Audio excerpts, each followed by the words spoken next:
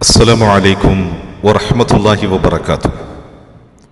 الحمد لله رب العالمين والصلاة والسلام على خاتم الأنبياء والمرسلين نبينا محمد وعلى آله وصحبه أجمعين ومن سار على نهجه واستنى بسنته إلى يوم الدين أما بعد. പ്രിയമുള്ള സഹോദരി സഹോദരന്മാരെ, അള്ളാഹുവിൻ്റെ വിശുദ്ധമായ സ്വർഗം നേടിയെടുക്കാൻ ഉതകുന്ന നിരവധി കാര്യങ്ങൾ വിശുദ്ധ ഖുർആനും തിരുസുന്നത്തും പ്രതിപാദിച്ചത് നാം മനസ്സിലാക്കി കഴിഞ്ഞു. മനുഷ്യൻ എന്നുള്ള നിലയിൽ നമുക്കാർക്കും ഒറ്റയായി ജീവിച്ച് ജീവിതം അവസാനിപ്പിക്കുക സാധ്യമല്ല. നമുക്ക് പല നിലയിലുമുള്ളതായ ബന്ധങ്ങളുണ്ട്. മാതാപിതാക്കളും മക്കളും, സഹോദരങ്ങൾ, അതുപോലെ തന്നെ ഭാര്യാഭർത്തൃ ബന്ധം, ഇങ്ങനെ നിരവധി ബന്ധങ്ങളുമായി ബന്ധിപ്പിക്കപ്പെട്ട നിലയിലാണ് മനുഷ്യ ജീവിതമുള്ളത്. പരിശുദ്ധ ഖുർആനിലെ അല്ലാഹു സുബ്ഹാനഹു വ തആല അവൻ വിശദീകരിക്കുന്ന ഒരു വചനത്തിൽ നമ്മൾക്ക് ഇങ്ങനെ കാണുവാൻ സാധിക്കും: വഹുവല്ലദീ ഖലഖ മിനൽ മാഇ ബശറ ഫജഅലഹു നസ്വബൻ വസിഹറ. അല്ലാഹു തആല പറയുകയാണ്, മനുഷ്യനെ അല്ലാഹു സുബ്ഹാനഹു വ തആല സൃഷ്ടിച്ചു. അത് മാത്രവുമല്ല, അവർക്കിടയിൽ രണ്ട് നിലയിലുള്ളതായ ബന്ധങ്ങളെയും അല്ലാഹു ഏർപ്പെടുത്തിയിട്ടുണ്ട്. അതിൽ ഒന്ന് രക്തബന്ധമാണ്, മറ്റൊന്ന് വൈവാഹിക ബന്ധമാണ്. വൈവാഹിക ബന്ധത്തിൽ അത് പൂർണ്ണമായും സന്തോഷകരമായ ഒരു കുടുംബമായി, ജീവിതമായി മാറണമെങ്കിൽ ഭാര്യ എന്ന നിലയിൽ ഒരു സ്ത്രീയും ഭർത്താവെന്ന നിലയിൽ ഒരു പുരുഷനും അനുവർത്തിക്കേണ്ടുന്ന നിരവധി മര്യാദകളെക്കുറിച്ചും വിശുദ്ധ ദീൻ നമ്മെ പഠിപ്പിച്ചിട്ടുണ്ട്. അതിലേറെ ശ്രദ്ധേയമായ ഒരു കാര്യം നാം തിരിച്ചറിയണം. പരസ്പരം ബഹുമാനത്തിലും അനുസരണത്തിലും സ്നേഹത്തിലുമെല്ലാം മുന്നോട്ട് കൊണ്ടുപോകേണ്ടുന്നതാണ് ദാമ്പത്തിക ജീവിതം എന്ന് പറയുന്നത്. ആരുടെയെങ്കിലും ഒരാളുടെ ഭാഗത്തു നിന്നുണ്ടാകുന്ന വീഴ്ചകൾ ബന്ധങ്ങളെ ചില സന്ദർഭങ്ങളിൽ പരിപൂർണമായും ഉലച്ചു കളയാൻ, അതില്ലാതാക്കി തീർക്കാൻ കാരണമായി തീരുമെന്നുള്ളത് നാം തിരിച്ചറിയണം. ഈ വിഷയത്തിൽ ആണിനും പെണ്ണിനും ഒരുപോലെ തുല്യത പങ്കുവെക്കാൻ കഴിയുമെങ്കിലും നാം ഇവിടെ തിരിച്ചറിയണം, തൻ്റെ ഇണയോട് കാണിക്കുന്ന എല്ലാ അർത്ഥത്തിലുമുള്ളതായ മോശ സ്വഭാവങ്ങളെയും പ്രവർത്തനങ്ങളെയും പ്രവാചകൻ ശക്തമായ നിലയിൽ വിരോധിച്ചിട്ടുണ്ട്. ഒരു സ്ത്രീ എന്നുള്ള നിലയിൽ തൻ്റെ ഭർത്താവിനോട് അനുസരണത്തോടുകൂടി വർത്തിക്കുക എന്നുള്ളത് കുടുംബജീവിതത്തിൽ നിലനിർത്തേണ്ടുന്ന ഒരു മര്യാദയാണ്. ഭർത്താവിനോട് അനുസരണക്കേട് ആണ് പല കുടുംബങ്ങളിലും കുടുംബ പ്രശ്നങ്ങൾ ഉണ്ടായിത്തീരാനുള്ള കാരണം തന്നെ.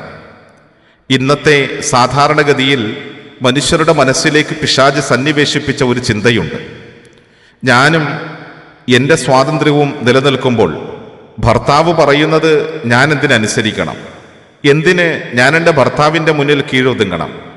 ഈ ഒരു ചിന്ത ഏതെങ്കിലും ഒരു മനസ്സിൽ സന്നിവേശിപ്പിക്കപ്പെട്ട് കഴിഞ്ഞാൽ പിന്നീട് പലപ്പോഴും ആ ദാമ്പത്തിക ജീവിതം, ആ ദാമ്പത്യ ബന്ധം ഭാരമായി മാറുകയും പരസ്പരം വഴിപിരിയുകയും ചെയ്യുന്ന അവസ്ഥയിലേക്ക് വരേക്ക് എത്തിച്ചേരാറുണ്ട്. നാം ഇവിടെ തിരിച്ചറിയേണ്ടുന്നത്, കുടുംബം എന്ന ആ മഹാസങ്കല്പത്തിൽ അല്ലാഹു സുബ്ഹാനഹു വ തആല പുരുഷന് ചില പദവികൾ നൽകിയിട്ടുണ്ട്, സ്ത്രീക്കും ചില പദവികൾ നൽകിയിട്ടുണ്ട്. അതിൽ അർരിജാലു ഖവ്വാമൂന അലൻ നിസാ, അല്ലാഹു തആല പറയുന്നത് സ്ത്രീകളുടെ മേൽ ചില കൈകാര്യകർത്തൃത്വ അവകാശങ്ങൾ, ചില പദവികൾ നൽകിക്കൊണ്ട് അല്ലാഹു തആല ഏർപ്പെടുത്തി കൊടുത്തിട്ടുണ്ട്. അത് സുഗമമായ നിലയിലുള്ള കുടുംബജീവിതം നിലനിൽക്കാൻ വേണ്ടിയിട്ടാണ്. അതുകൊണ്ട് തന്നെ തൻ്റെ ഭർത്താവിനെ അനുസരിക്കാൻ ഒരു സ്ത്രീ ബാധ്യസ്ഥയാണ്. അതിലൂടെ അവർ അള്ളാഹുവിനെയാണ് അനുസരിക്കുന്നത്.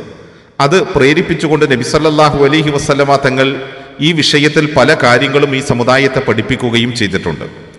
മഹാനായ ഇബ്നു അബ്ബാസ് റളിയല്ലാഹു തആല അൻഹുവിൽ നിന്ന് നിവേദനം ചെയ്യുന്ന ഒരു തിരുവചനത്തിൽ നമ്മൾക്ക് ഇങ്ങനെ കാണാം: അന്ന റസൂലുള്ളാഹി സല്ലല്ലാഹു അലൈഹി വസല്ലം, അള്ളാഹുവിൻ്റെ റസൂൽ സല്ലല്ലാഹു അലൈഹി വസല്ലമ തങ്ങൾ പറഞ്ഞിരിക്കുകയാണ്: നിസാഉക്കും മിൻ അഹ്ലിൽ ജന്ന, സ്വർഗവാസികളായ നിങ്ങളുടെ സ്ത്രീകൾ ഇവരാണ്. ഒരിക്കൽ പ്രവാചകൻ പറഞ്ഞതാണ്, സ്വർഗവാസികളായ നിങ്ങളിലെ സ്ത്രീകൾ ഈ സ്വഭാവ ഗുണമുള്ളവരാണ്. എന്നിട്ട് പ്രവാചകൻ പറഞ്ഞു, അൽ വദൂദ്, നല്ല സ്നേഹമുള്ളവൾ. അതുപോലെ തന്നെ അൽ വലൂദ്, ധാരാളമായ നിലയിൽ തൻ്റെ ഇണയെ സ്നേഹിക്കുകയും അതുപോലെ തന്നെ ശിശുക്കൾക്ക് ജന്മം നൽകുകയും അതുപോലെ തന്നെ ഭർത്താവിൻ്റെ കാര്യത്തിൽ കൂടുതൽ ശ്രദ്ധയുള്ളവളുമാണ് അവൾ എന്ന് മഹാനായ റസൂലുള്ളാഹി സ്വല്ലല്ലാഹു അലൈഹി വസല്ലമ തങ്ങൾ നമ്മളെ പഠിപ്പിക്കുകയാണ്. അഥവാ തൻ്റെ ഇണയോട് ഏറ്റവും നല്ല നിലയിൽ സ്നേഹത്തോടു കൂടി വർത്തിക്കുക എന്നുള്ളത് സ്വർഗസ്ത്രീകളുടെ സ്വഭാവ ഗുണങ്ങളിലാണ് അള്ളാഹുവിൻ്റെ റസൂൽ എണ്ണിയിട്ടുള്ളത് എന്നുള്ളത് നാം തിരിച്ചറിയണം. ഈ വിഷയത്തിൽ ധാരാളം ഹദീസുകൾ നമ്മൾക്ക് കാണാൻ സാധിക്കും. ഭർത്താവ് കോപിക്കുമ്പോൾ പോലും തിരിച്ച് തട്ടിക്കയറാതെ സംയമനം പാലിക്കുന്ന സ്ത്രീ സ്വർഗത്തിലും ഉന്നതനാണ് എന്നാണ് നബി സല്ലല്ലാഹു അലൈഹി വസല്ലമ തങ്ങൾ പഠിപ്പിച്ചിട്ടുള്ളത്. ഭർത്താവിനെ എല്ലായ്പ്പോഴും തട്ടിക്കയറാനും കോപിക്കാനുമുള്ള ഒരു ഇടമായി ഇണയെ കാണേണ്ടതുമില്ല. ഇനി ജീവിതത്തിലെ വല്ല സാഹചര്യങ്ങളിലും ആ നിലയിലുള്ള ഒരു അവസ്ഥയുണ്ടായി കഴിഞ്ഞാൽ ഒരു സ്ത്രീ എന്നുള്ള നിലയിൽ, ഒരു കുടുംബിനി എന്നുള്ള നിലയിൽ ആ കുടുംബത്തെ നല്ല നിലയിൽ സംരക്ഷിച്ചുകൊണ്ട് നിലനിർത്താൻ അവൾ ക്ഷമിക്കുകയാണ് ഏറ്റവും ഉചിതമായിട്ടുള്ളത്. അലാ ഉഖ്ബിറുക്കും ബിനിസാഇക്കും ഫിൽ ജന്ന, അള്ളാഹുവിൻ്റെ റസൂല് ചോദിച്ചു, സ്വർഗത്തിൽ നിങ്ങളുടെ സ്ത്രീകൾ ആരാണെന്ന് ഞാൻ നിങ്ങൾക്ക് പറഞ്ഞു തരട്ടെയോ? ഖുൽന ബലാ യാ റസൂലല്ലാഹ്, സഹാബത്ത് പറഞ്ഞു, അതേ നബിയെ, ആരൊക്കെയാണ് സ്വർഗാവകാശികളായി തീരുന്ന സ്ത്രീകൾ? അവരുടെ സ്വഭാവ ഗുണം എന്താണ്? പ്രവാചകൻ പറഞ്ഞു, കുല്ലു വദൂദിൻ വലൂദിൻ ഇദാ ഗളിബത് ഔ ഉസിഅ ഇലൈഹ ഖാലത് ഹാദിഹി യദി ഫി യദി. മഹാനായ നബി സല്ലല്ലാഹു അലൈഹി വസല്ലമ തങ്ങൾ പറഞ്ഞു, നല്ല സ്നേഹം പകരുന്നവൾ, അതുപോലെ തന്നെ ധാരാളം സന്താനങ്ങൾക്ക് ജന്മം നൽകുന്നവൾ, അവൾ കോപിക്കുകയില്ല.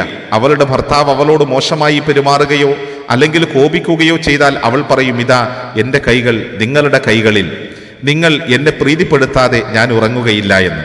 അഥവാ അത്രത്തോളം തൻ്റെ ഭർത്താവുമായി നല്ല നിലയിലുള്ള ബന്ധം കാത്തു സൂക്ഷിക്കുന്നവളായിരിക്കും നല്ല പെണ്ണ്.